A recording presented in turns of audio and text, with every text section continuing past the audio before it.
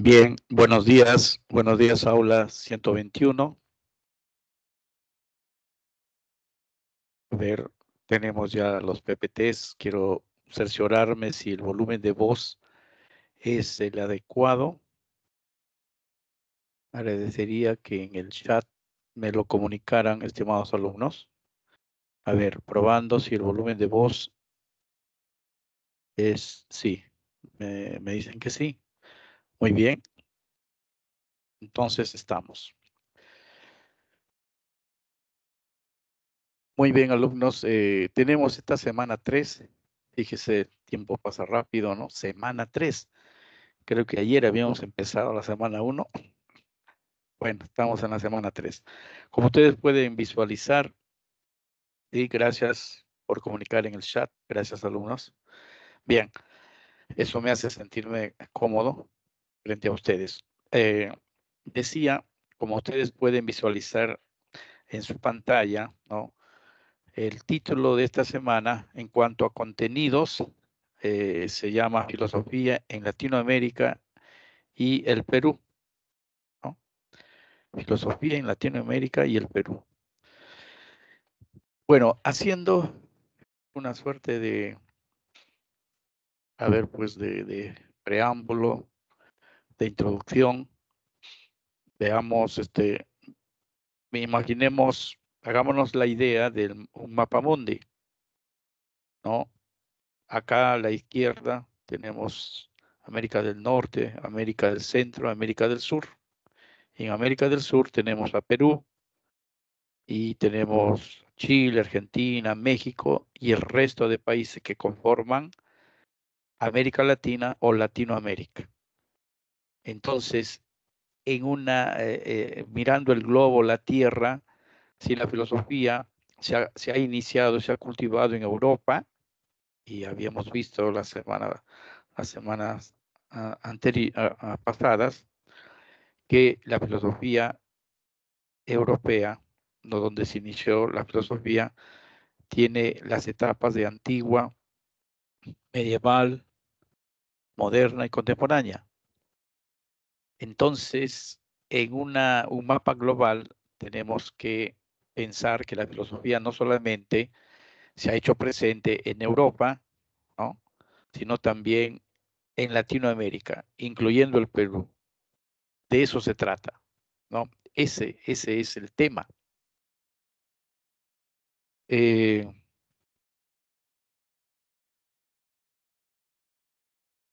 bien,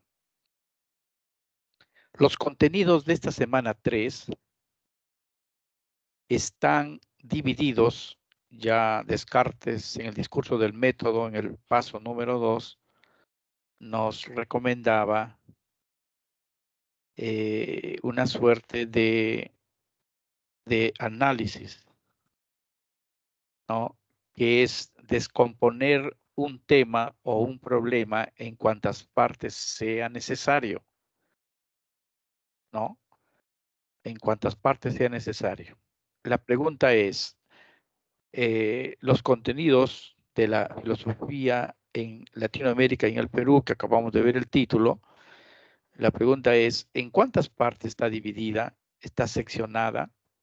Y eso didácticamente no es recomendable porque así uno, como decía Descartes, a través de las partes del análisis, uno llega a entender mejor el tema, en este caso el tema de la filosofía latinoamericana, que incluye el Perú, ¿no?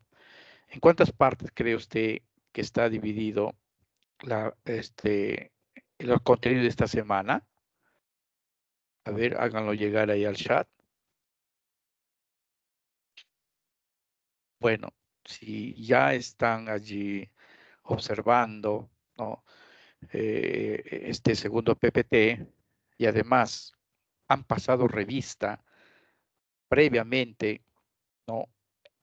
A su separata concerniente a esta temática, entonces ya tienen elementos previos para responder a la pregunta en cuántas partes está dividida, ¿no? Esta semana. Claro está de filosofía. ¿En cuántas partes? Decida ahí. en 2, en 4. De repente uno está mirando ahí, ha visto escolástica, ilustración, romanticismo, entonces creo que 7 o 8 dirá otros, ¿no? A ver, escribid al chat en cuántas partes está dividida la temática de esta semana. Todavía nadie quiere lanzarse a la piscina. A ver, ya. Entonces, ahí lo tienen ustedes. Allá, 2 partes, alguien nos. María, Gabriela. Muy bien, en 2 partes. Ya. A ver, quizá otra respuesta. Bien, si ustedes observan, ¿no?, su material, como les decía, y sobre todo este PPT, van ustedes a situarse en que este tema se divide en en 2 partes y se le enuncia a través de 2 preguntas, ¿ya? Entonces ahí tienen los signos de interrogación. La primera parte se pregunta acerca del origen, ¿no? Acerca de cuándo empezó la filosofía aquí en nuestra América Latina. ¿Cuándo? Antes de que existiese el mundo, pues en la época contemporánea, ¿no? O en la época medieval, dirán otros, ¿no? Entonces, ese es el tema, acerca del origen, ¿no? ¿Cuál es el origen? ¿Cuál es el inicio? ¿Cuál es el comienzo de la filosofía latinoamericana? ¿Ya?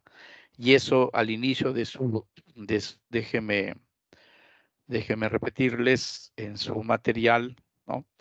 Ahí justamente se lee la filosofía en la América Latina ha afrontado 2 problemas fundamentales, ¿no? Los cuales se expresan a través de las siguientes preguntas.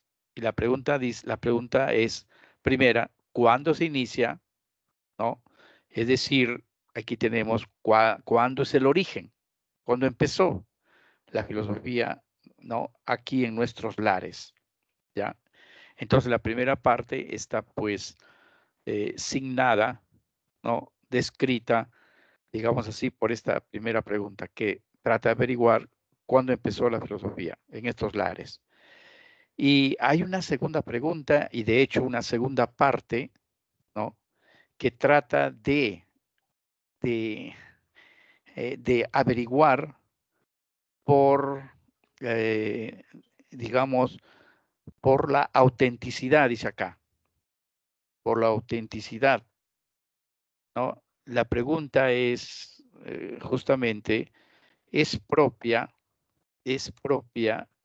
la filosofía de América Latina en el Perú? O sea, ¿es propia, es auténtica? Los latinoamericanos, incluyendo los peruanos, se han quemado las pestañas, han gastado sus neuronas, ¿no? Les ha costado, pues, inteligencia elaborarlas, ¿no? Entonces, eso marca la segunda parte. Como ven ustedes, se lo hace a través de 2 preguntas, ¿no? La primera, como decía, ¿cuándo se inicia? Es decir, ¿cuándo es el origen de la filosofía latinoamericana? Y la otra es, ¿existe una filosofía propia, auténtica, nuestra, que los latinoamericanos lo hayamos producido? Bien, entonces, a través de 2 interrogaciones, ¿no? Se presenta, digamos, las 2 partes en que se ha dividido esta semana. Razón tenía María Gabriela en decirnos en 2 partes, ¿no? Bueno, la pregunta es, esta metodología, a ver, cojan la pregunta, esta metodología, esta manera de presentar las 2 partes, ¿no?, de los contenidos de esta semana 3, ¿tiene alguna relación con alguna característica? Son 5 las características de la actitud filosófica. ¿Encuentra usted alguna relación? A ver, repasemos las características, ¿no? un saber total, radical, crítico, problemático y racional. ¿Con cuál de ellas tendría alguna relación? A ver, en el chat utilizo la metáfora aventados a la piscina con la respuesta, ¿no? Radical. Gracias, Ángelo. Preguntas radicales. Ajá. ¿Y acaso eso de, justo he puesto unas interrogaciones, vean en el chat, ¿no les hace recordar el carácter de problematicidad de la filosofía que lo convierte en preguntas, los grandes temas? Sí, sí. Pero también tiene algo de lo que ha dicho Angelo, tiene algo de radical. ¿Por qué? Porque estas preguntas no están, los temas no dice, a ver, vamos a ocuparnos de Bartolomé de las Casas, vamos a ocuparnos de Sebastián Salazar Bondy o de Leopoldo Sea, sino que van a profundidad. Y entonces la temática quiere ocuparse cuando empezó la filosofía. Y lo otro es auténtico, es propio esa filosofía latinoamericana. De hecho, son preguntas radicales también. Profesor, entonces, si hay una pregunta de este tipo, claro, apegándose usted las signos de interrogaciones, ¿no? Ya les lleva a pensar que es una sobresale, ¿no? La actitud de problematizadora, ¿no? A través de las preguntas. Bueno, para ya dar cuenta de este primer PPT, frente al primer tema, de hecho les digo, el primer tema ocupa más o menos 90%, ¿no? Ocupa más o menos el 90% de los contenidos de esta semana. Poco más, quizá. En cambio, la segunda parte es el resto, un 10%. Entonces, había que poner más atención, ¿no? A esta primera parte. Bien, entonces, veamos pues, el problema, el primer gran tema acerca del origen de la filosofía en Latinoamérica tiene dos consideraciones, ¿no? Dos consideraciones. Es un antes y es un después de la llegada de los españoles. Es un antes y es un después de la llegada de los españoles, ¿ya? Si es un antes, entonces se subdivide a su vez en etapa prefilosófica y en etapa filosófica. O sea, se dice antes y en vez de antes, la denominación técnica es prefilosófica. Y si es después de la llegada de los españoles, se dice etapa filosófica, ¿ya? Entonces, habría que recordar o precisar cuándo los españoles, pues, llegaron a estas tierras, ¿no? Para ahí deslindar, ¿no? El antes y luego el después, como solemos decir, antes de Cristo y después de Cristo, ¿no? Entonces, acá es antes de la llegada de los españoles. ¿A dónde, profesor? A América Latina, pues al Perú específicamente. Y después de la llegada de los españoles. Entonces, a ver, el dato que tenemos, pues ustedes me ayudan a confirmar, se dice que el 15 de noviembre de 1532 ocurrió el encuentro, otros dicen encontronazo en Cajamarca, entre Atahualpa y Francisco Pizarro. Entonces, esa fecha podríamos poner ahí, ¿no? Para dividir el antes y después de la llegada de los españoles. En palabras más precisas, ¿eso corresponde a qué siglo? ¿A qué siglo? Siglo XVI. ¿Ya? Muy bien, entonces, antes del siglo XVI, ese antes de la llegada de los españoles, ¿no? Se postula o se piensa que es la etapa llamada prefilosófica, la etapa donde no había filosofía. No había, pues, porque los españoles todavía no llegaban, ¿no? Ya, eso que queden claro, ¿ya? Entonces, es una etapa donde domina bueno, el mito, ¿no? Es una etapa prefilosófica, no hay filosofía, no hay dominio de la razón, ¿no?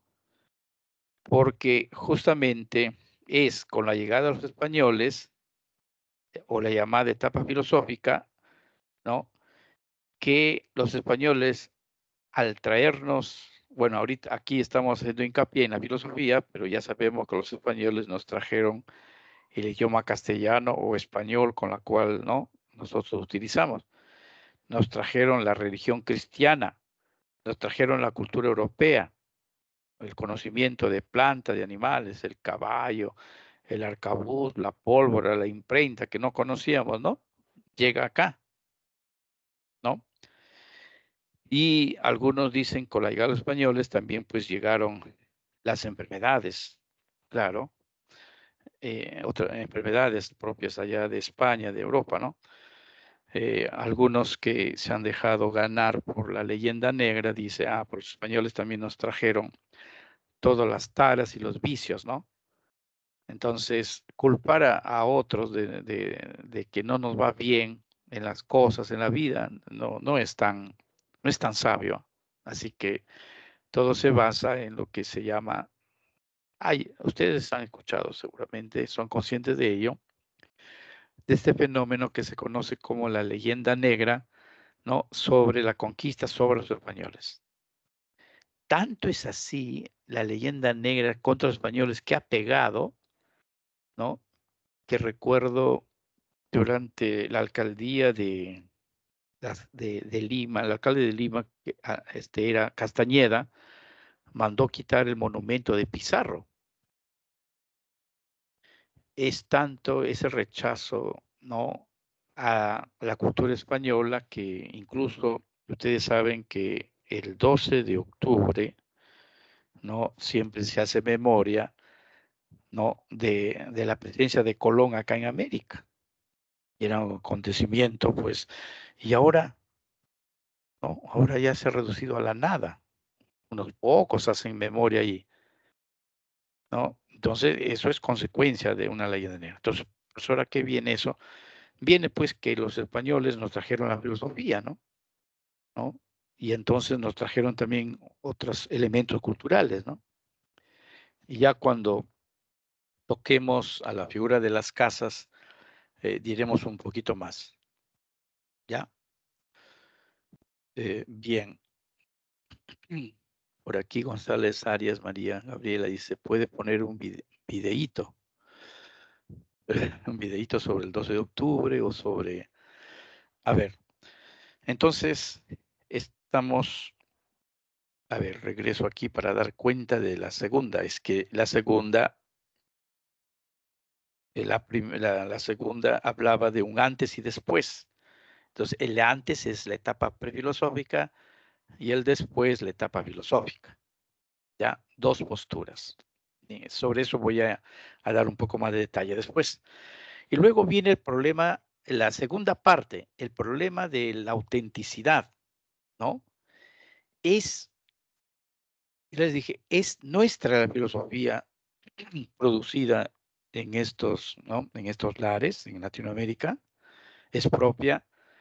Y entonces, ante esta pregunta, se dan dos tesis, dos afirmaciones. Una dice que sí existe una filosofía propia, nuestra, que la hemos producido nosotros acá.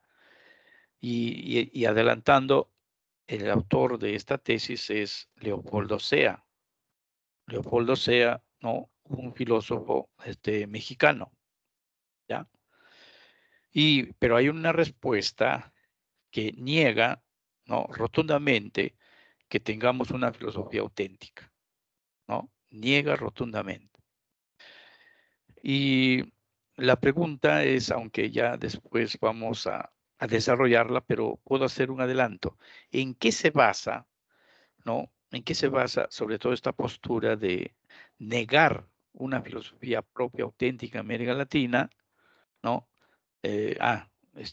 Lo sustenta Augusto Salazar Bondi, ¿no? Augusto Salazar Bondi, filósofo peruano que tuvo en vigencia durante el gobierno de Juan Velasco Alvarado, incluso presentó una reforma educativa, ¿no?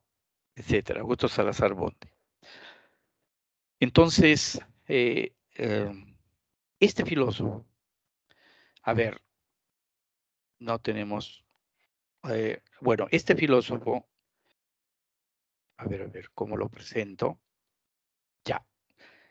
Según la etapa filosófica, entonces ustedes van a observar que hay varios periodos, ¿no?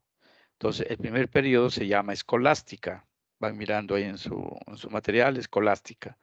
El segundo se llama el de la ilustración, el romanticismo, positivismo, espiritualismo, filosofía social del siglo XX y la filosofía, pues ya de los últimos tiempos, la filosofía actual. ¿Qué quiero decir con esto?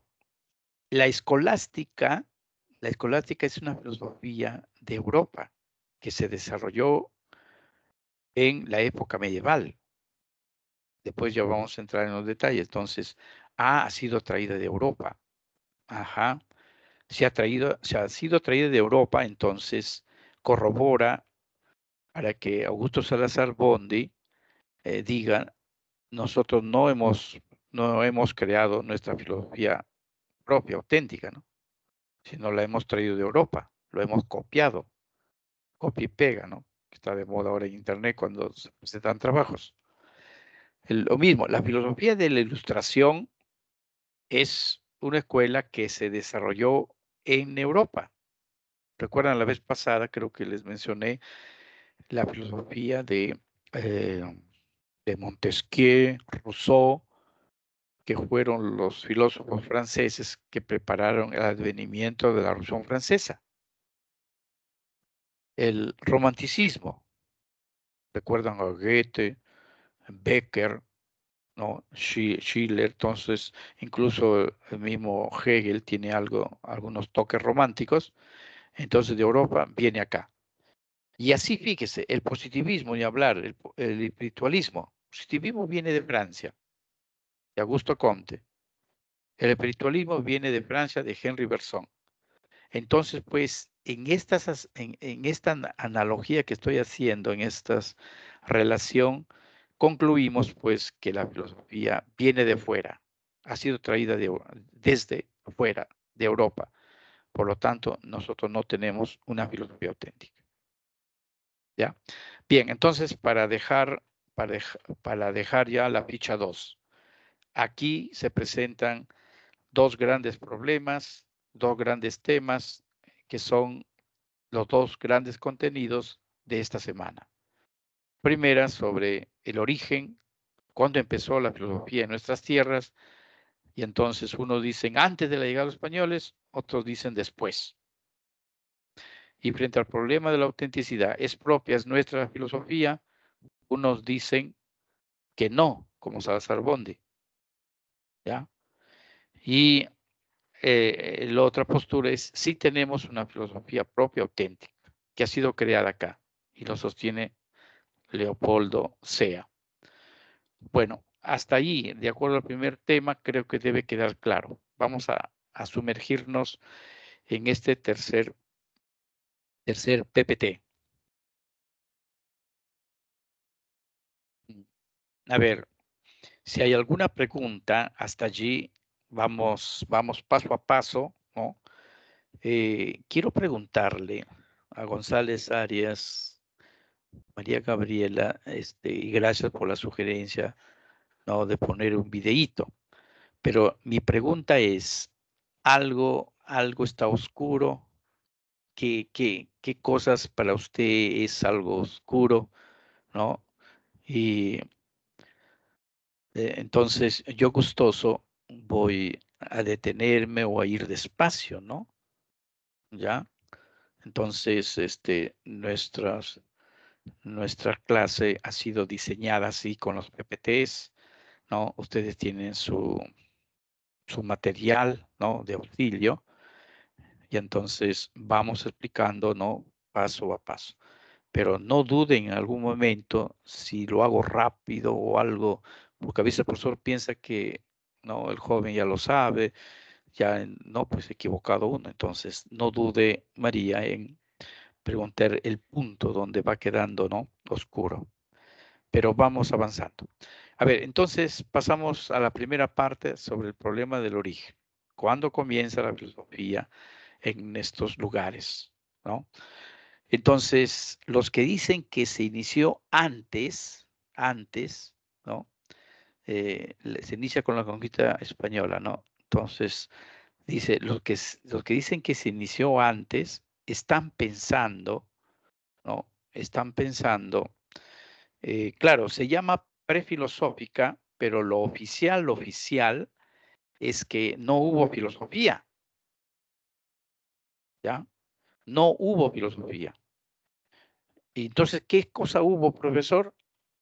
Lo que hubo fue la presencia, incluso en el origen de la filosofía, ¿se acuerdan? Antes de la filosofía antigua, antes de Parménides, tal de Mileto, estaba el mito. Y justamente acá en nuestro espacio, ¿no? Que es Latinoamérica, también pues se hizo presente el mito, ¿no? ¿El mito a través de qué?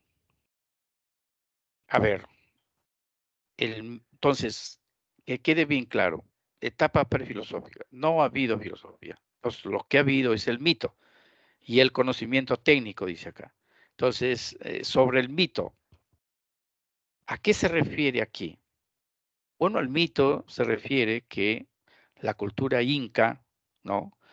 Los aymaras, los mayas, los aztecas, ¿sí? Los araucanos en Chile, etcétera, han tenido una serie de leyendas y relatos de carácter mítico, donde no ha prevalecido la razón, sino la imaginación, la fantasía, ¿no? Que se mezclaban pues con las creencias. En este sentido, profesor Abel, cite algo, entonces, hay en Centroamérica un libro que se conoce como el Popol Vuh, ¿no? Y aquí en Perú, por ejemplo, cito un libro que se llama El manuscrito de Guarochirí. ¿Qué cosa? El manuscrito de Guarochirí. Ya. Es un manuscrito que también se conoce como Dioses y Héroes. A ver, el Popol Vuh es un conjunto de relatos, ¿no? Recogidos, ¿no? En Guatemala, es un libro guatemalteco.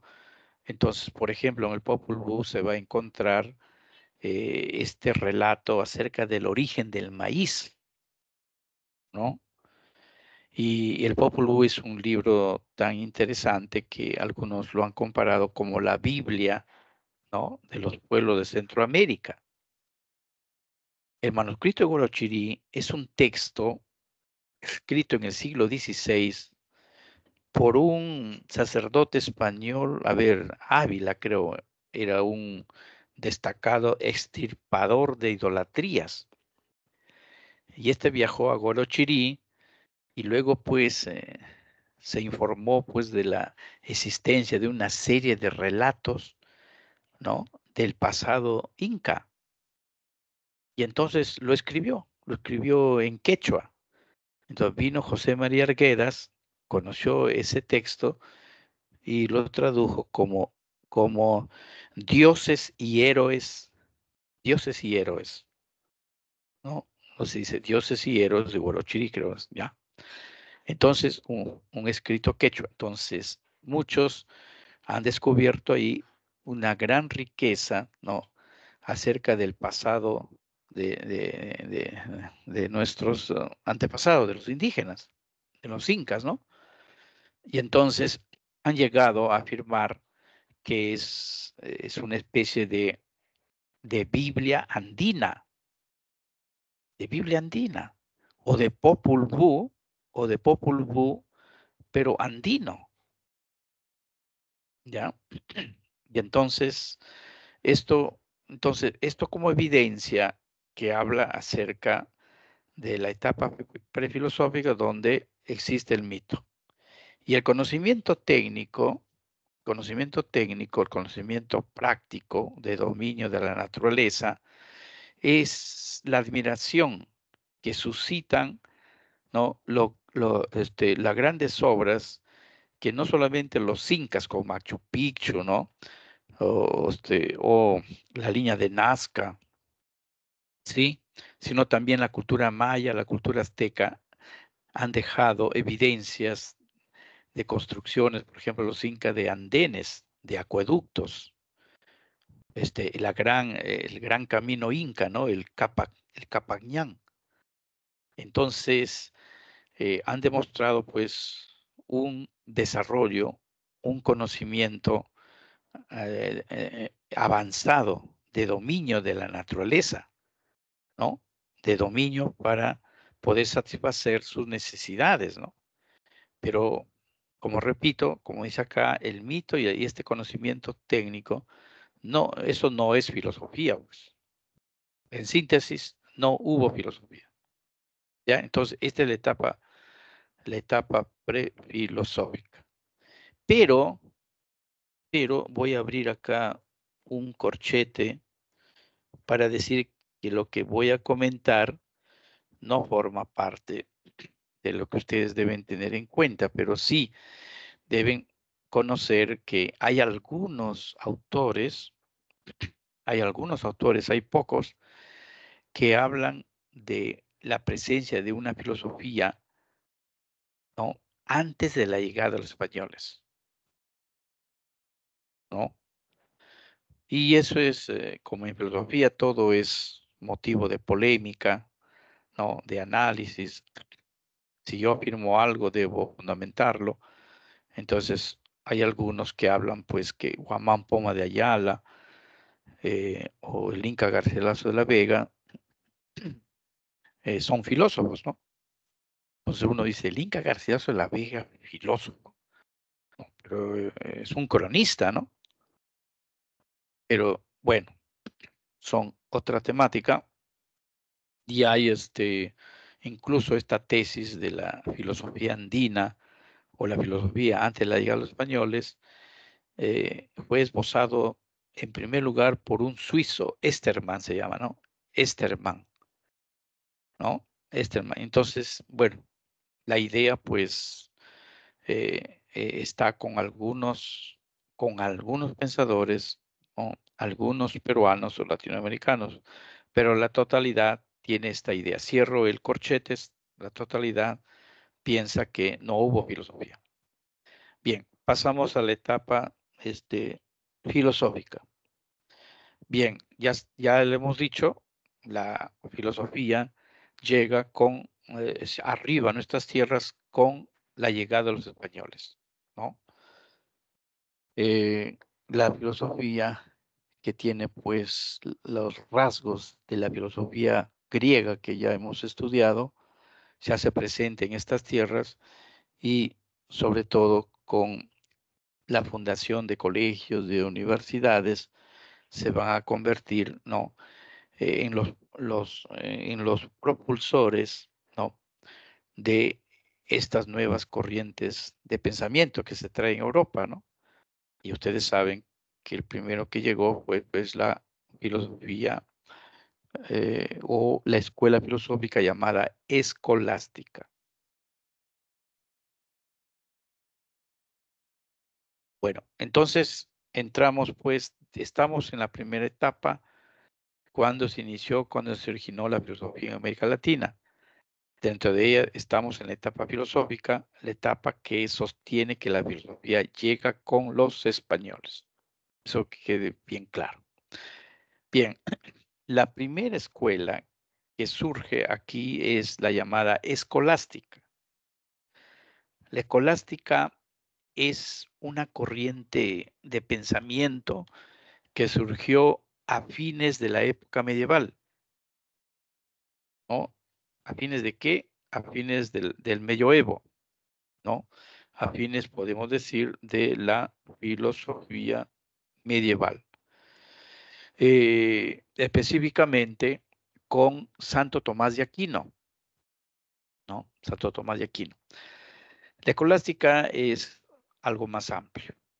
En cambio, la filosofía de Santo Tomás de Aquino a veces se le da el nombre de tomismo, ¿no? Tomismo. Tomismo, Juan dirá de tomar, ¿no? Pues tomismo de Santo Tomás de Aquino.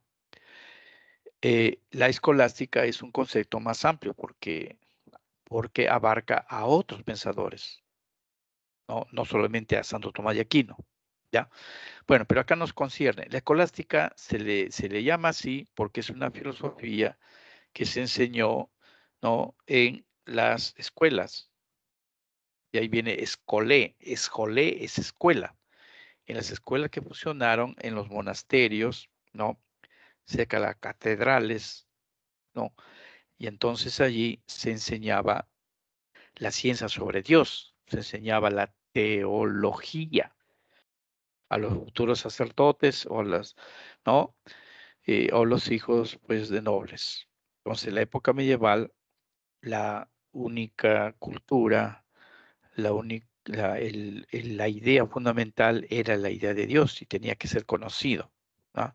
Entonces, con esa moda, con esa tendencia filosófica llamada de la escolástica, llegaron los españoles a estas tierras, ¿ya?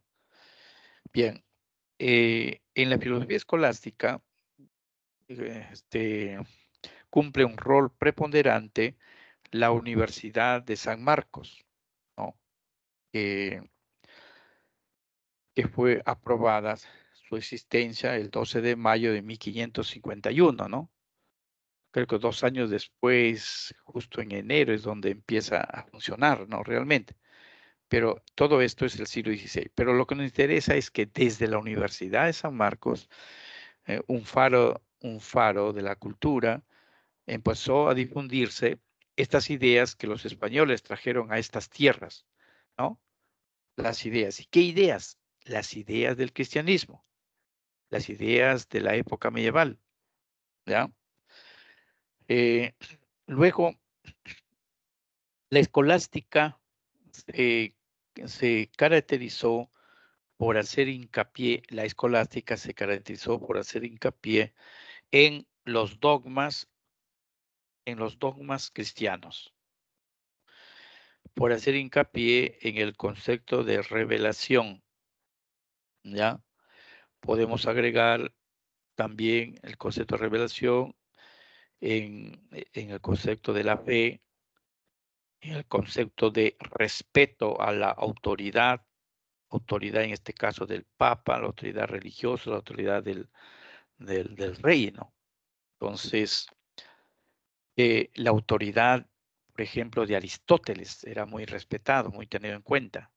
Y junto con Aristóteles hay que también recordar, a ver, Aristóteles decía, ¿no? Entonces, Aristóteles, a pesar de ser un filósofo griego, ¿no? La otra autoridad que dominó en esa época fue la de Santo Tomás de Aquino. Santo Tomás de Aquino, por el cual, pues, esta corriente se denomina escolástica, ¿no? Ya, entonces, respetar a la autoridad intelectual, académica, en este caso Aristóteles, Santo Tomás, a la autoridad del Papa, a la autoridad del emperador. Eso era la época medieval y eso es la escolástica. La escolástica, entonces, valoró los llamados dogmas. Acá en el chat lo tengo apuntado. ¿Dogmas qué son? Los dogmas son las verdades de la Biblia, las verdades que la iglesia enseña. ¿Qué verdades, profesor? La verdad, por ejemplo, de la creación. Hemos sido creados, hechos por Dios. La verdad del pecado original, ¿no? Y del cual Cristo nos va a salvar.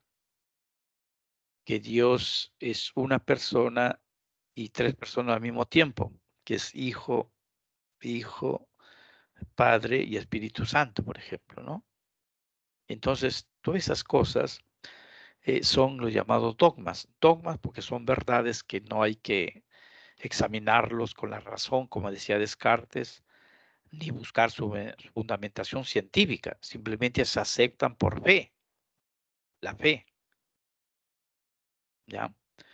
Y el concepto de revelación con V, revelación es la comunicación que establece el hombre, que establece el hombre con Dios.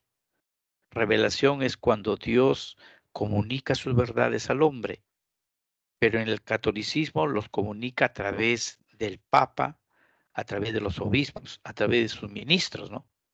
En cambio, en la iglesia protestante, Lutero, ¿recuerdan? Lutero dice, no, es cada hombre, cada sujeto realiza una comunicación directa con Dios. Ya, les he citado para contrastar, ¿no? Para que ustedes se den cuenta. Y esa comunicación, pues esas verdades, esos dogmas, como decía, esas verdades reveladas, están en la Biblia, están en la tradición de la iglesia, ¿no? Forman parte del credo, del Padre Nuestro, Ave María y todo esto, ¿ya? ¿Qué más? Los representantes de la escolástica, hay que primero a Fray Bartolomé de las Casas, que luego voy a pasar a Fray Bartolomé de las Casas, y el otro, Ginés de Sepúlveda. Ginés de Sepúlveda, también había que realzar la figura de Juan Espinosa Medrano. Juan Espinosa Medrano, lo tienen ahí apuntado en su material. Juan Espinosa Medrano fue un sacerdote, ¿no?, del sur del Perú, muy erudito él. Tiene algunas obras de lógica, ¿no? Y incluso en literatura se le toma en cuenta porque él escribió un libro que se llama El Apologético en favor de don Luis de Góngora, una defensa, ¿no?, de Góngora, que es un literato, ¿no?, un gran literato español. Entonces, Medrano, llamado el lunarejo, ¿no? Tenía pues un lunar acá, una cara, ¿no? Entonces, no es importante porque tuvo un lunar, sino por las obras, por su pensamiento, por homilías, por su obra sobre lógica que se alude, ¿no? Y bien, lo central de la escolástica, como acá le indica en la ficha, es la discusión, la polémica, la controversia en torno a dos grandes temas que las Casas y Sepúlveda lo desarrollaron en Valladolid, ciudad española donde funcionó un colegio. Entonces ahí se dieron cita estos dos señores con sus dos ideas, con sus ideas contrarias y, que caracterizan a la escolástica. Bien, el gran tema es que se preguntaron el, el aborigen de estas tierras, y no solamente es en cuanto a los peruanos, los incas, sino los mayas, los aztecas y todos los aborígenes, ¿son seres humanos? ¿Qué cosa? ¿Son seres humanos? No, esa es la gran pregunta. ¿Son seres humanos? O sea, la humanidad del indígena. Profesor, ¿y por qué se plantearon esa pregunta, no? ¿Qué hay en el fondo? ¿No? Y la otra pregunta es, ¿hay acaso, no, este, ¿Hay acaso una guerra justa? ¿No?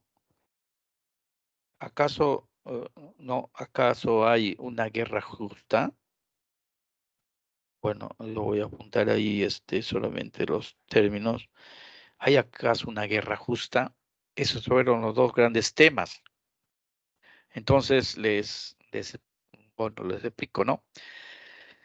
La humanidad del indio llegó a establecer Sepúlveda que los indígenas no eran seres humanos, ¿no?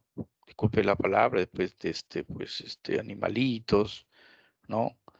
O no, seres incivilizados, y mientras que las casas tenía un pensamiento más tolerante, ¿no? De más respeto a estos indígenas.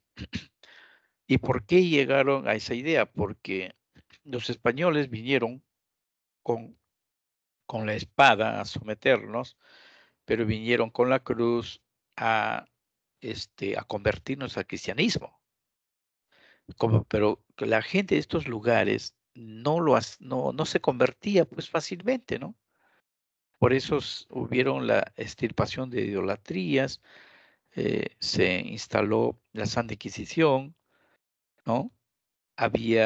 Se predicaba, pero pues no aceptaban fácilmente, ¿no? A Cristo, a la Virgen, y eso era un motivo de preocupación para los españoles. Y decían, de repente estamos gastando pólvora en gallinazo, no quieren convertirse, ¿no? Y entonces, no todos por los españoles, algunos, ¿no? Dijeron, estos no son seres humanos, ¿no? Y, y otros, como las casas, pues, con más paciencia, más tolerancia. Incluso las casas le llamó a los indígenas de estos lares el hermano menor, ¿no? Que hermano menor en el sentido que los mayores, por su racionalidad, su cultura, los españoles peninsulares, pues estaban por encima de ellos, ¿no? Pero siquiera eso, siquiera esa idea tuvo las casas de los indígenas. Entonces, esta es la idea. Y además, por su forma de vestir, por su cultura, por sus costumbres, todo eso les hizo arribar a esta conclusión, que no son seres humanos. Y la otra idea es acerca de la guerra justa.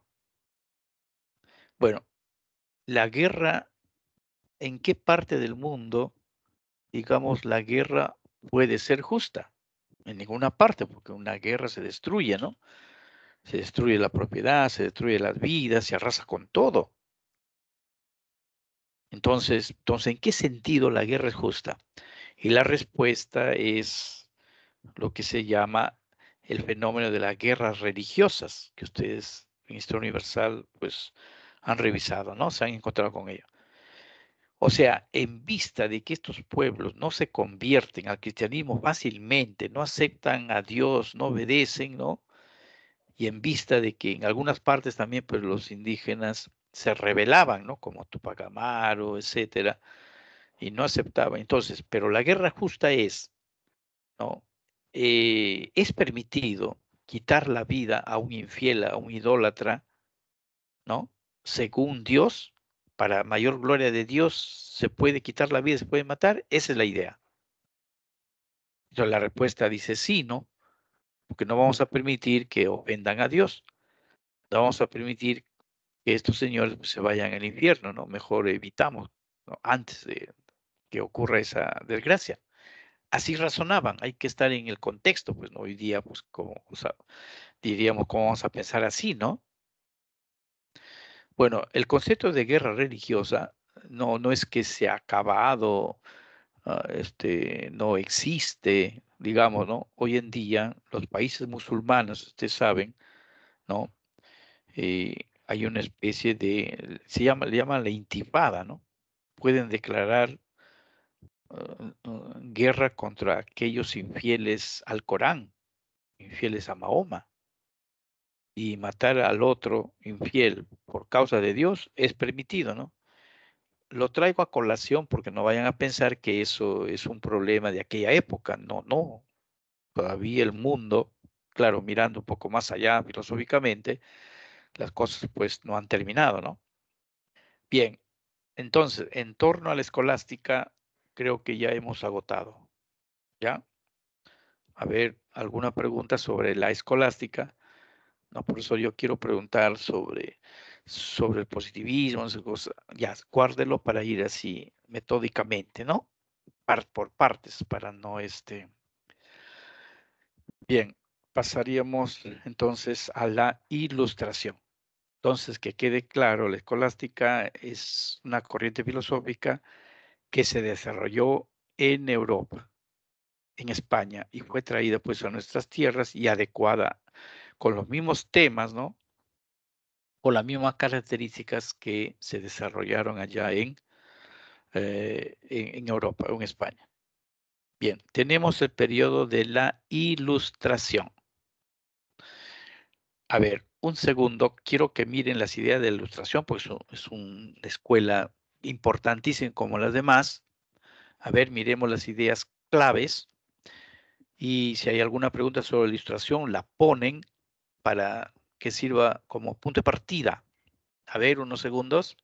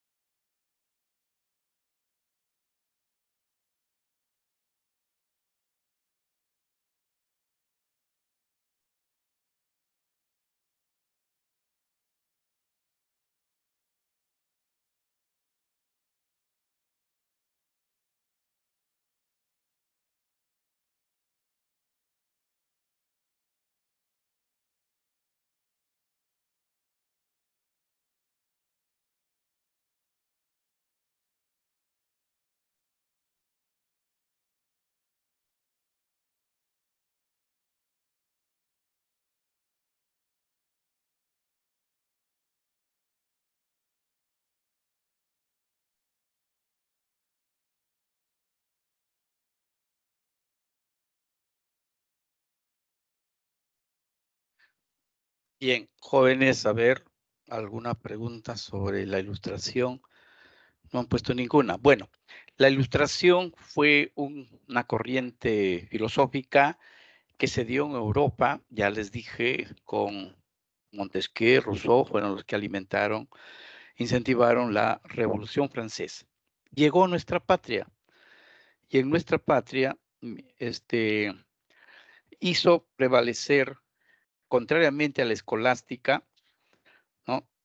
Contrariamente a la escolástica, hizo prevalecer las ideas de la razón y de la ciencia, y de la ciencia y del empirismo, ¿no? Las ideas de razón, ciencia y empirismo, contrariamente a los que incentivó la escolástica, van a echar raíces, pues, en nuestra América Latina y en el Perú. ¿Mm? Eh, Hay como representantes, hay una famosa sociedad llamada la Sociedad Amantes del País. Sociedad Amantes del País, que tuvo a Hipólito Unanue como uno de sus representantes, ¿no? Más importantes. Esta sociedad, este grupo de pensadores que estaban caracterizados por el espíritu científico, ¿no? Por la razón y por las ideas empiristas, trataron de estudiar nuestro país, nuestra realidad, nuestro clima, nuestro clima. Entonces, las ideas fueron difundidas a través de un órgano de difusión llamado el Mercurio Peruano. Entonces, las ideas ilustradas se difundieron a través de estos órganos, ¿no? Los ilustrados peruanos tienen como representantes, sobre todo, ¿no?, a José Baquíjano y Carrillo. José Baquíjano y Carrillo, una gran luminaria. Hay un discurso que pronunció a la llegada de un virrey. Está Toribio Rodríguez de Mendoza, Hipólito Unanue, que ya lo mencioné, y sobre todo está la figura de Juan Pablo Vizcarra de Guzmán. Juan Pablo Vizcardo, ¿no?, y Guzmán, que ahí lo estoy mandando a modo de siglas. Juan Pablo Vizcardo y Guzmán fue un jesuita. Y hablando de los jesuitas, ustedes saben, parte de la Ilustración hay un gran acontecimiento que ocurrió, cuál fue la expulsión de los jesuitas, ¿no?, del virreinato. Esta expulsión ocurrió en 1767, creo que fue, ¿no? 1767. No, la pregunta es, a propósito de Juan Pablo Vizcarra de Guzmán, que fue un jesuita, ¿no? ¿Por qué se expulsaron a los jesuitas? Los jesuitas fueron una de las órdenes religiosas que llegaron en la época de la escolástica, pero tardíamente. Primero se hicieron presentes los mercedarios, los agustinos, los franciscanos, y tardíamente, digamos, después de 40 años que había iniciado ¿no?, la conquista, llegaron a estas tierras. Se dedicaron a la predicación, pero luego hubo un viraje. Estos jesuitas se dedicaron a la enseñanza de los colegios mayores, la Universidad de San Marcos, y sobre todo estos jesuitas se dedicaron a tener, digamos, empresas agrícolas, ¿no? Fueron terratenientes y llegaron a acumular grandes riquezas, ¿no? Grandes riquezas. Entonces, eran los ricachones, pues, de aquellas épocas, y esto les ganó la envidia, ¿no?, la cólera de otras personas, de otros políticos influyentes y sobre todo del rey de España, que decretó la expulsión de ellos, ¿no? Porque significaba, ¿no?, un peligro, es que acumularon grandes poderes, ¿no? Y luego, cuando se fueron los jesuitas, vendieron todas sus propiedades y el Estado percibió todas esas ganancias, ¿no? Y bueno, lo cito acá porque Juan Pablo Vizcarra de Guzmán fue uno de ellos, uno de los jesuitas. Es importante porque este señor escribió una famosa carta a los españoles americanos, ¿no? Carta a los españoles americanos, así se llama. En esa carta, perdón,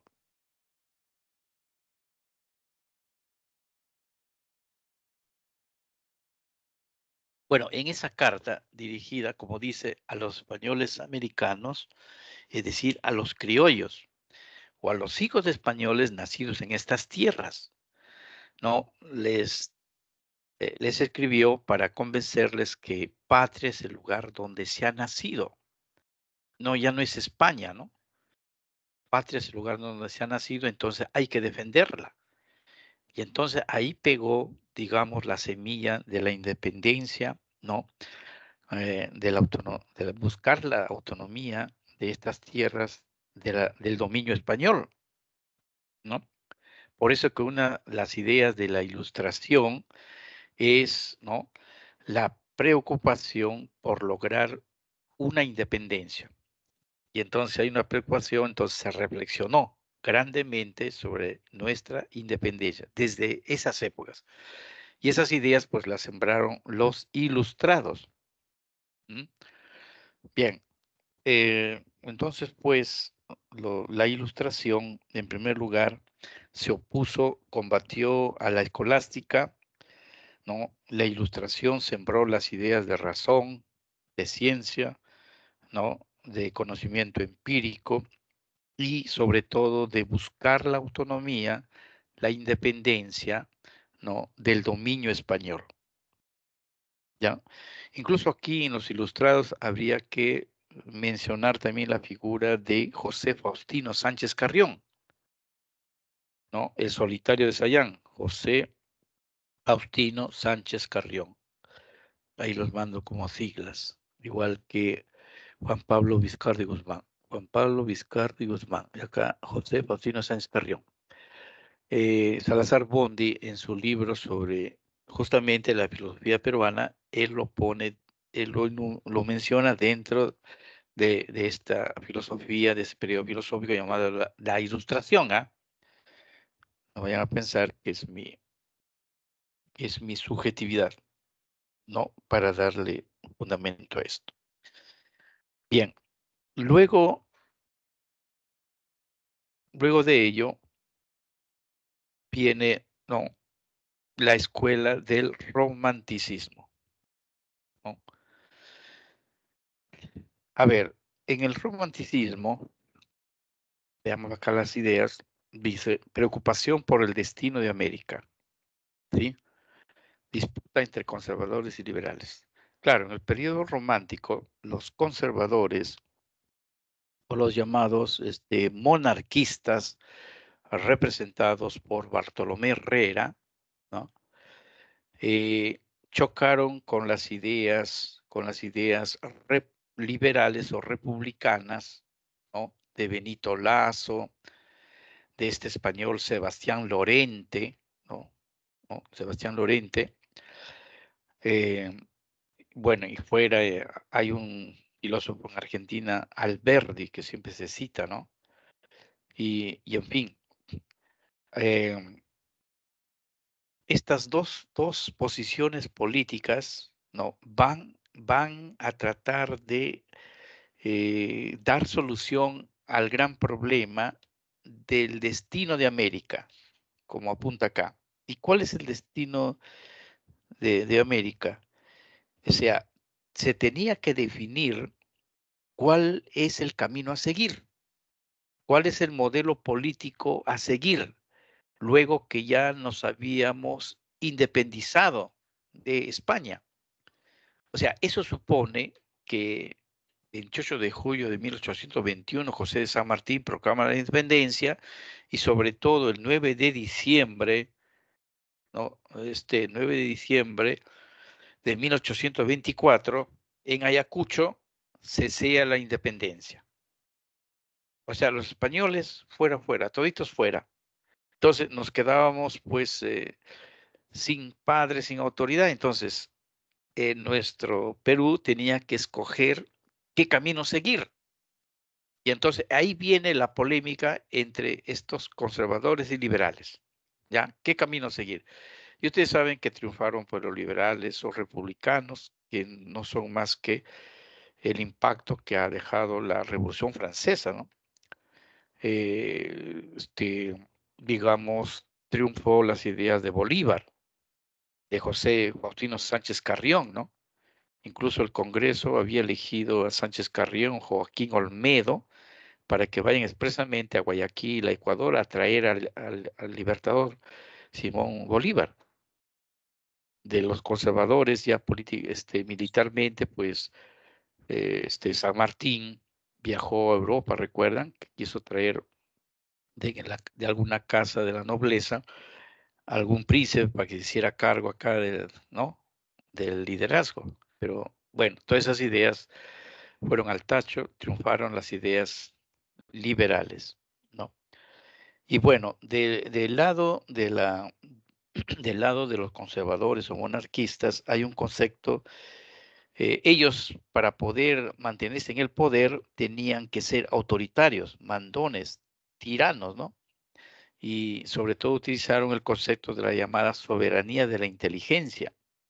Ellos decían que pocos, unos elegidos, una élite, serían los capaces de dirigir la política, ¿no?, de estos pueblos, ¿no? En cambio, del lado opuesto, los liberales o republicanos o demócratas, podemos decir así, propugnaban el concepto de soberanía popular. Ya, entonces, pueblo no significa solamente los pobres, los miserables, sino pueblos son todos, pues comerciantes, ¿no? Todo, los abogados, los militares, etcétera, ¿no? Los indios, los negros, todo aquel que vivía acá en nuestra patria, ¿no? Entonces, la soberanía popular. Estas son entonces las ideas que entraron en juego en la época romántica. La preocupación era, ya no como en la ilustrada, ya no en la ilustración, que su preocupación era obtener la independencia, luchar por la independencia. Ya en el romanticismo ya estamos, ya nos hemos independizado. Ahora el problema es qué camino seguimos. Y seguimos eh, el modelo de los liberales republicanos, ¿ya? Luego viene el positivismo. Positivismo. El positivismo es una corriente que se desarrolló en Europa llamado positivismo y hay un señor francés, un filósofo francés que se llama Comte, Augusto Comte, y desarrolló una teoría de las ideas, ¿no? Donde se daba mucho énfasis a la ciencia. Justo Comte tenía una teoría de las ideas donde decía que el primer estadio es el teológico, ¿ya? Teológico. Luego venía el estadio metafísico. Y como el pensamiento sigue su avance, sigue su desarrollo, ¿no? Viene teológico, y está mal escrito, por si acaso. Metafísico, viene la última etapa positiva, ¿no? ¿Qué? Positiva. De ahí viene positivismo. Y positiva equivale ni más ni menos a la palabra ciencia, a la vigencia de la ciencia. O sea, el pensamiento humano sigue una evolución, un desarrollo donde la ciencia será la etapa definitiva, la etapa que sepulte a las demás, al estadio teológico, que es la presencia de los dioses, el metafísico, que es la presencia de los metafísicos o de los filósofos. Entonces, con la ciencia se soluciona todo. Con la ciencia es la panacea a todos los males. Bien, ciencia, entonces la etapa en el positivismo, ¿no? En el positivismo, pues se rechaza, ¿no? A los dioses, a la teología, se rechaza la metafísica, vuelvo a decir, en base a este estadio que le he presentado de Comte, ¿no? Y se defiende las ideas de progreso propios de la ciencia. Hay un lema del positivismo que dice orden y progreso, que está creo en una de las preguntas, entonces para ir, ¿no? Orden y progreso es el lema. Se progresa, se evoluciona de menos a más, teológico, metafísico y positivo. Y el orden está expuesta porque en el estadio positivo son las leyes y no es Dios, no es la autoridad del Papa ni del monarca, el que regula, el que administra la vida de las ciudades, sino las leyes. Y las leyes naturales que estudia la ciencia son leyes que hablan de una regularidad, de un orden en las cosas, ¿ya? Bueno, en el positivismo acá en nuestra patria hay un positivismo académico y uno no académico. El no académico está representado por Manuel González Prada, ¿no? No, desde la universidad no ejerció influencia, pero sí son académicos Javier Prado Ugarteche, el nombre de la avenida acá, ¿no? La avenida Javier Prado. Javier Prado Ugarteche, el otro es Manuel Vicente Villarán. Los dos fueron rectores de la Universidad de San Marcos y los dos ¿no? Desde su posición ejercieron influencia, ¿no? Sobre las ideas sobre nuestra patria. Y repito, buscaban el desarrollo, el progreso, ¿no? Solucionar a todos nuestros problemas a través de la ciencia, ¿ya? Y Justamente permítame acá compartir un texto de Manuel González Prada, que él decía, acudamos a la ciencia. Repito, es de un breve texto de Manuel González Prada. Acudamos a la ciencia. Hablo de la ciencia positiva, digamos positivismo, de la ciencia positiva que un solo siglo, ¿qué cosa? En un solo siglo, 100 años, en un solo siglo de aplicaciones industriales, produjo más bienes a la humanidad que milenios enteros de teología, teológico y de metafísica,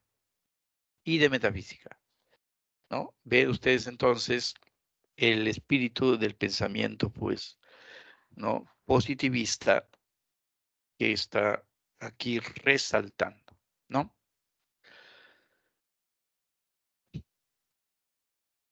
Bueno, aquí tenemos figuras, Las Casas, Sepúlveda, Juan Pablo Vizcarra y Guzmán, que les hablé, Santorio Rodríguez de Mendoza, que participó en el primer congreso, ¿no? Junto con José Faustino Sánchez Carrión, Benito Lazo, representante de los liberales, Bartolomé Herrera de los conservadores y Manuel González Prada, ¿no? Representante del positivismo, ¿no? Bueno,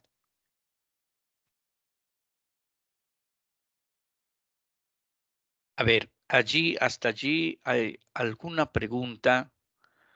Hoy día, no sé, ustedes, la vez pasada ustedes preguntaban y ahora siempre lanzando alguna pregunta, ¿no? Voy mirando la hora, tenemos que terminar esto a las 12:50, entonces también tenemos, profesor, ¿y la guerra con Chile fue algo influyente o algo pasajero en la filosofía del Perú? Interesante la pregunta. Sí, dentro del positivismo, le tocó a Manuel González Prada, ¿no? En sus obras Horas de Lucha y Páginas Libre, echó en cara a los peruanos, a los políticos que se dejaron vencer por Chile, ¿no? Y justamente en una de las razones, él dijo, ¿no? Tenemos que abrir las ventanas para que entre la ciencia a plenitud, para que este país progrese, se desarrolle, porque con teología y metafísica y en sus obras, pues ataca, pues, ¿no? A los jueces, a la iglesia, contra toda autoridad. El resultado de eso, él tiene una expresión que dice, los viejos a la tumba, los jóvenes al poder, ¿no? Y entonces culpó, pues, a la generación adulta de no haber defendido, ¿no? El suelo patrio, ¿ya? Entonces, sí, marcó nuestra psicología, marcó nuestro pensamiento, y el resultado de eso pegó el positivismo, porque ante un problema, la gente, los peruanos, dicen, ¿qué ha pasado? ¿Por qué ha ocurrido esto? Porque nos falta, pues, ¿no? Nos falta esto, nos falta aquello. Nos falta más ciencia, nos falta más progreso, más desarrollo, nos falta que las autoridades, pues, cumplan su función, ¿no? ¿No? Y todo eso, ¿ya? Y bueno, el, la actitud positivista, digamos, fue una actitud radical, extremista. ¿Por qué dice eso, profesor? Porque el positivismo pensó que con la ciencia, ¿no? Se puede solucionar todos los problemas. Entonces, esa es una actitud que se denomina cientificismo, ¿no? Cientificismo, con la ciencia solucionamos todo, ¿no? Y entonces originó una corriente filosófica contraria al positivismo, que toma el nombre, acá lo están mirando, ¿no? El espiritualismo, ¿no? El espiritualismo, igual que el positivismo, fue una corriente de pensamiento que se originó en Francia, ¿no? Hay un escritor muy influyente, de repente ahí lo han visto en sus apuntes, se llama Henry Bergson, ¿no? Henry Bergson fue el propulsor de la filosofía espiritualista. Como ya les decía, ante la actitud radical opuesta del positivismo engendró otra posición radical opuesta y ese se llamó espiritualismo. Como su nombre lo indica, ya no va a valorar la ciencia, el progreso, el orden, ¿no? La educación para el trabajo, porque incluso Manuel Vicente Villarán buscó en los positivistas crear una reforma educativa al estilo estadounidense, ¿no? Y Javier Prado Garteche, que son anteriores. No lo mencioné porque dije ya no son tan, pero ya, buscó que la raza fuese mejorada, ¿no? Entonces ahí vinieron tiroleses, alemanes y se instalaron en Posuso, ¿no? Que ustedes ya conocen, Posuso. Bueno, son ideas que predominaron, pues, ¿no? En esa época. Bueno, regresando acá al espiritualismo. El espiritualismo va a acentuar, ¿no? El carácter del espíritu, la libertad, la intuición, la moral y la sensibilidad humana, ¿no? Y reaccionó contra el positivismo porque encontró pues que la gente, los jóvenes, los peruanos deben poner acento no en lo que decían los positivistas, sino en la libertad, ¿no? En el espíritu, ¿no? Es decir, en lo religioso, en la educación moral, para evitar, ¿no? Todo tipo digamos, de corrupciones, ¿no? Entonces, en el espiritualismo sobresalen eh, Alejandro Deustoa y Mariano Iberico habían viajado a, a Francia y tomaron contacto con las ideas espiritualistas de Bersón. Ellos lo trajeron a nuestro Perú, ¿no? A América Latina, y pues la propalaron, ¿no? Alejandro Deustoa, él va a proponer dos cosas, ¿no? Eh, una reforma de la educación, ¿no? Que buscaba que las ciencias humanas o las humanidades fueran las encargadas de formar la moral, el espíritu, la libertad y la intuición. Hay un concepto ahí, intuición de los espiritualistas, ¿no? Importantísima, la intuición habría que añadir. Entonces, los cursos de humanidades, no los cursos de ciencias duras o fácticas, ¿no? Como propalaron los positivistas, ¿no?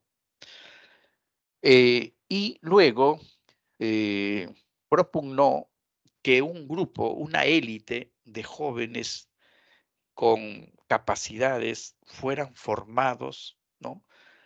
En base a las humanidades, en base al espíritu espiritualista, para ser los futuros dirigentes del país, ¿no? Sí, y así evitar, pues, una serie de corrupciones, ¿no?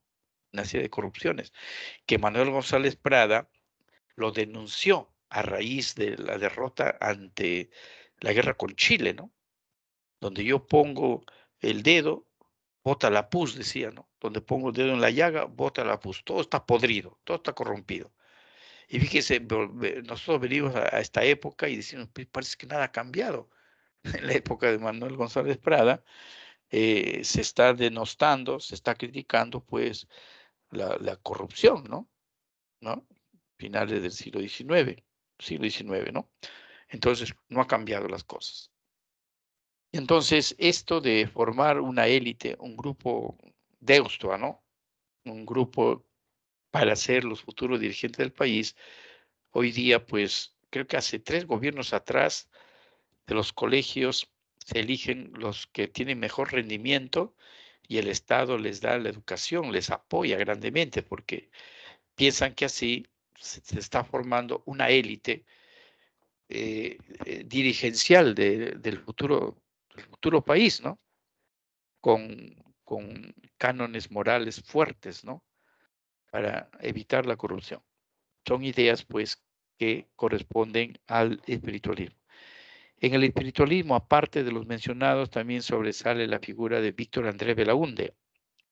Víctor Andrés Belaúnde ahí también lo pongo con siglas. Víctor Andrés Belaúnde fue, me apuro, es importante porque escribió una obra, La Realidad Nacional, y esta obra, La Realidad Nacional, merece mención porque fue una obra que le salió al encuentro, ¿no?, de los 7 ensayos que escribió Mariátegui.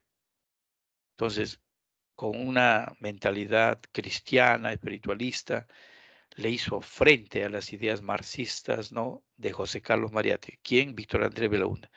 Vale también mencionarlo dentro del espiritualismo. Bueno, entonces, en el espiritualismo, pues, la literatura, las humanidades, ¿no? La educación, la política, el arte, la música, la pintura, la poesía, el teatro, todo eso van a recibir este gran apoyo, que justamente estarían formando la intuición, el espíritu, la libertad y la base moral, ¿no?, de los futuros peruanos. La filosofía social del siglo XX. Bien, fíjese, a ver, la filosofía, esta clase de filosofía surgió en las primeras décadas del siglo XX. ¿Qué ocurrió?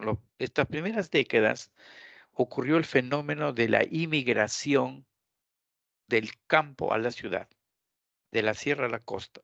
O en la sierra, en la costa también había las zonas agrícolas, entonces empezaron a ir a las ciudades. ¿Y por qué empezaron a ir a las ciudades? ¿Y habían llegado los marcianos o extraterrestres o qué? ¿Por qué cree usted que fueron? Porque en las ciudades empezaron a surgir las fábricas y las fábricas necesitaban trabajadores. En un inicio, pues pocos les pagaron bien, pero después, al noticiado de esto, por novedad o por cambiar nuevos horizontes de vida, vinieron en avalancha, pues mucha gente, ¿no? Entonces aquí pues se crearon cinturones de pobreza, de miseria y el descontento que fue muy bien timoniado, aprovechado por el APRA con Aya de la Torre y por el socialismo, comunismo de José Carlos Mariátegui, ¿no? Y a eso se llama la filosofía social, pero esto también fue influencia europea de los anarquistas y sobre todo del marxismo, que Karl Marx, que habíamos visto la vez pasada, ¿no? Y en la filosofía social luego aparece el concepto de liberación. El concepto de liberación. El concepto de liberación hay que tomarlo en dos fases. En el aspecto político, perdón, en el aspecto de la filosofía, tiene que ver con la figura de Augusto Salazar Bondy. Salazar Bondy habló de un esfuerzo por obtener la liberación. Pero eso ocurriría cuando uno deje el estado de dependencia, de subdesarrollo. En una palabra, cuando dejemos de ser pobres o miserables, entonces, entonces alcanzaremos nuestra liberación. Pero la liberación en otro aspecto, en el teológico religioso, está representado eh, por este sacerdote que escribió la Teología de la Liberación, que se llama Gustavo Gutiérrez Merino, y lo pongo.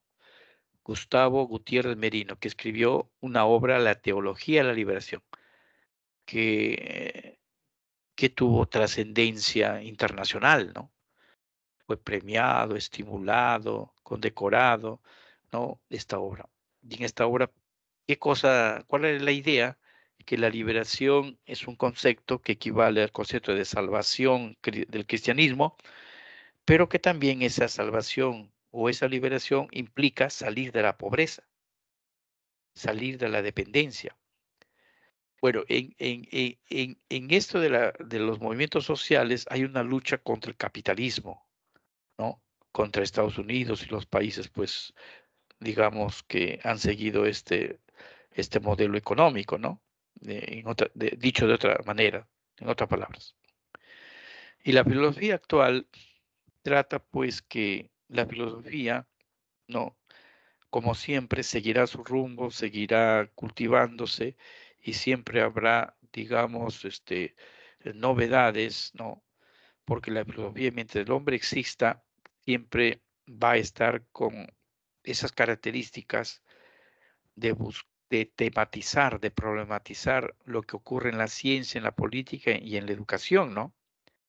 En la ciencia, por ejemplo, eh, debido a la aplicación de la ciencia y lo que produce tecnología, estamos en el problema ecológico, el problema de la contaminación del medio ambiente, ¿no? En la política vemos que a los pueblos hay demagogias, ¿no? Hay populismos que ofrecen el oro y el moro a la gente y cuando ya se apoderan del poder se olvidan, ¿no? Y entonces este tipo de políticas donde se lo hace en contra de una raza o en contra de una cultura, entonces el espíritu filosófico tiene que entrar, pues, ¿no? Ahondar en ello para que uno no encuentre, pues, en vez de encontrar el paraíso, ¿no? En vez de encontrar la felicidad o el bienestar, va a encontrar, pues, el infierno, ¿no? Como ha ocurrido con, bueno, Historia Universal, ustedes vean, pues, los ensayos, socialistas, ¿no? El muro de Berlín, la caída de la URSS, me estoy refiriendo, ¿no?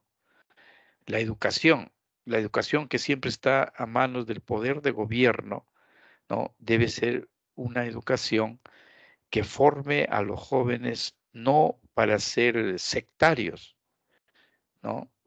Sino que forme para tener una independencia, una libertad para elegir, ¿no? La mejor política, para elegir los mejores caminos, ¿no? Que deben, porque los viejos moriremos y ustedes los jóvenes, como decía, ¿quién decía? Manuel González Prado, viejos a la tumba, los jóvenes al poder, ¿no? Entonces, eso es el significado de el problema, la filosofía actual y seguirá cultivándose, ¿no? Deusto, Mariate, Enrique Dussel es uno de los filósofos que acaba de morir, pues de argentino él, Miro Quesada, está en la filosofía peruana, fue el presidente de un Congreso Mundial de Filosofía que se realizó en Rusia, ¿no? Y Miro Quesada. Y Gustavo Gutiérrez, ese es el sacerdote que escribió, ¿qué obra les dije? Gustavo Gutiérrez. ¿Les dije o no les dije? O le dije muy rápido. A ver, escrita en 1968. Teología de la Liberación. Ahí está escrita. Bueno, el problema de la autenticidad es el tema segundo, como ya el gran tema que ocupa pues un lugar pequeño, ¿no? Bien, a ver, unos segundos, miremos y alguna pregunta también sobre ello que algunos tengan, ¿sí?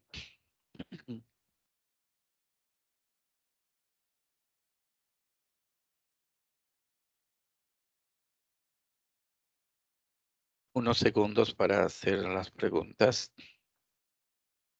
No, por favor, no, segundos no puede ser. No, es que estamos acá también con el tiempo.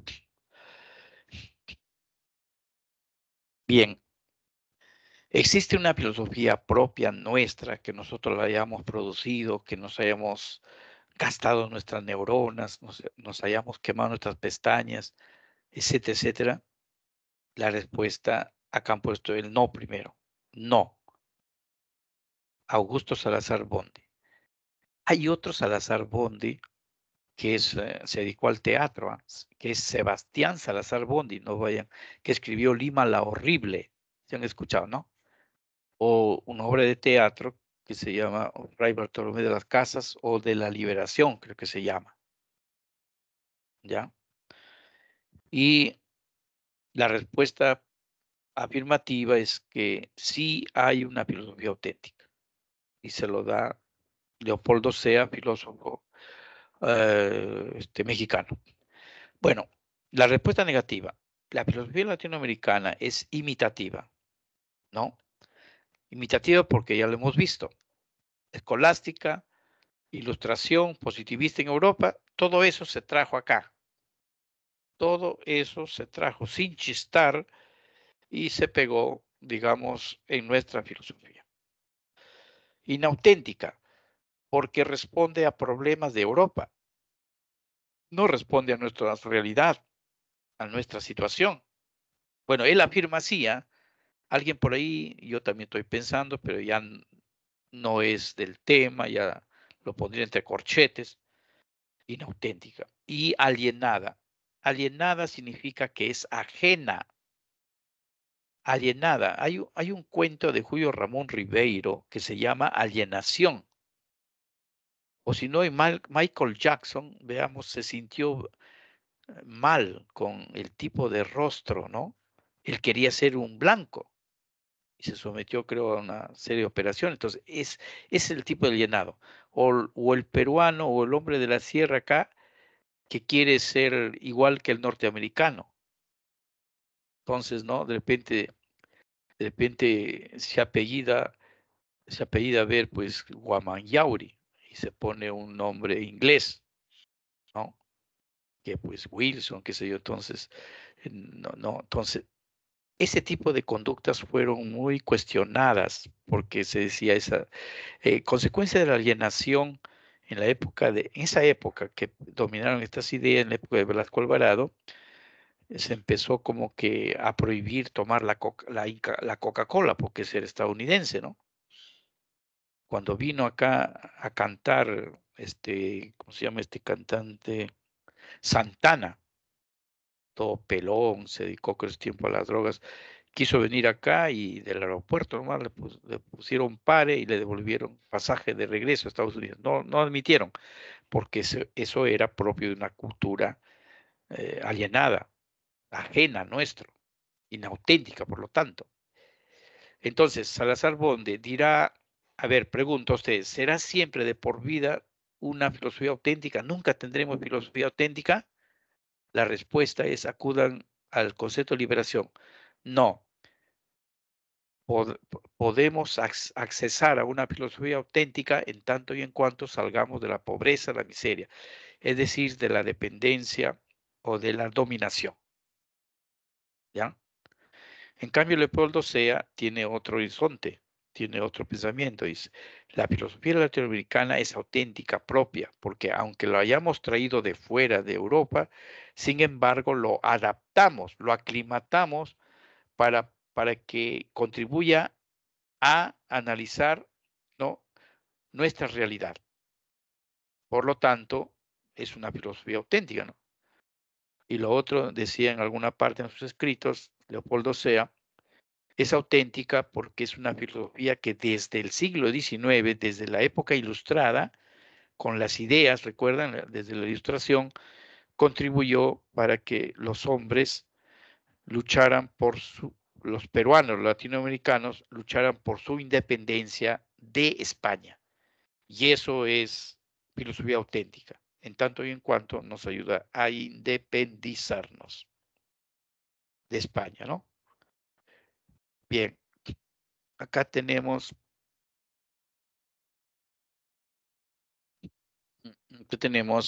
las claves.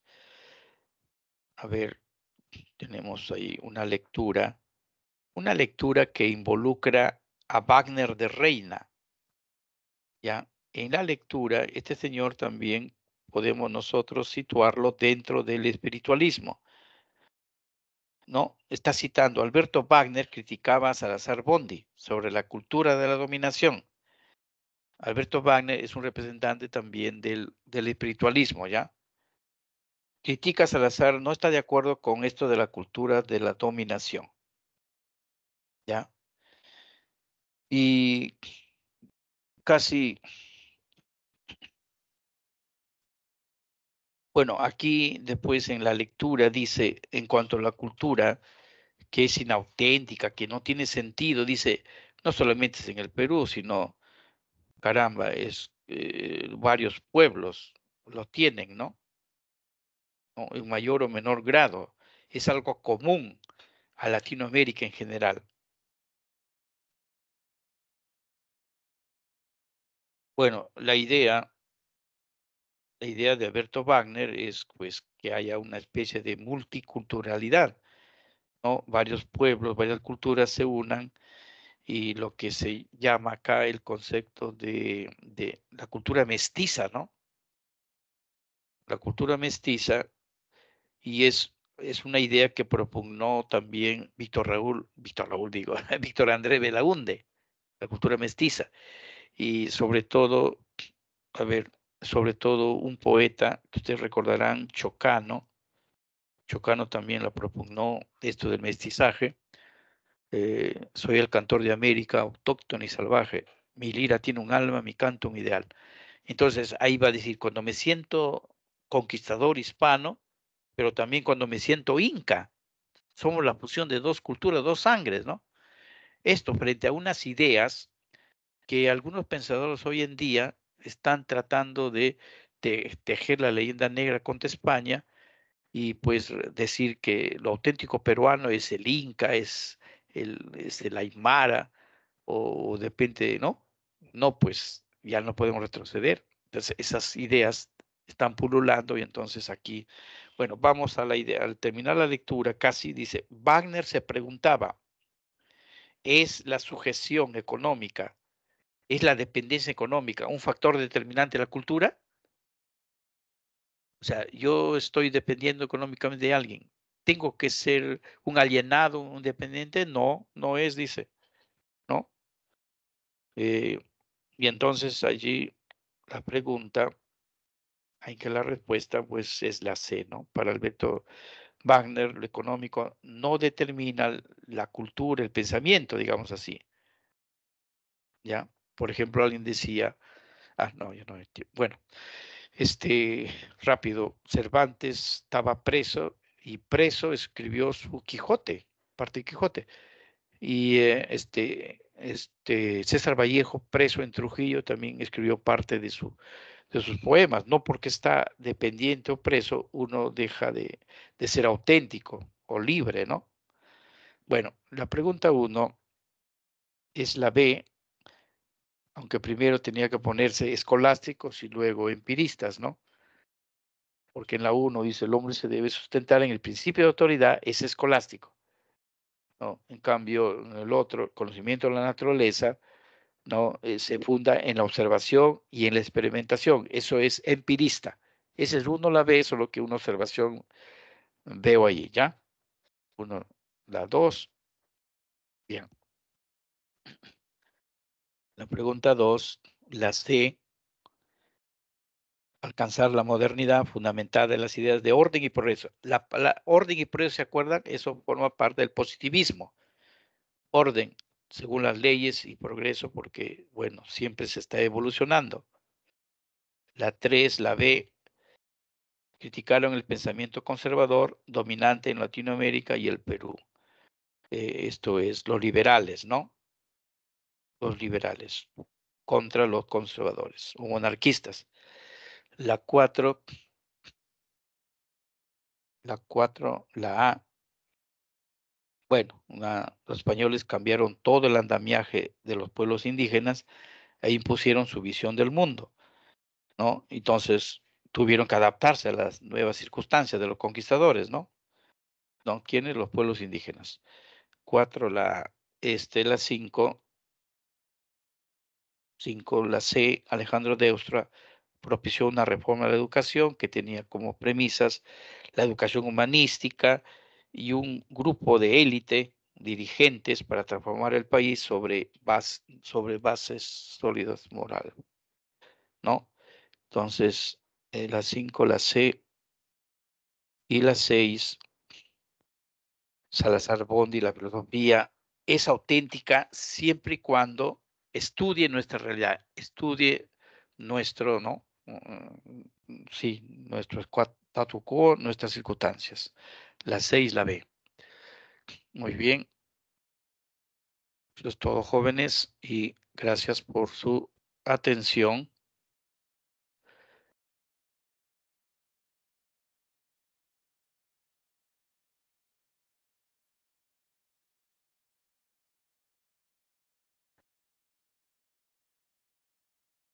muy bien, jóvenes, hasta luego con todos.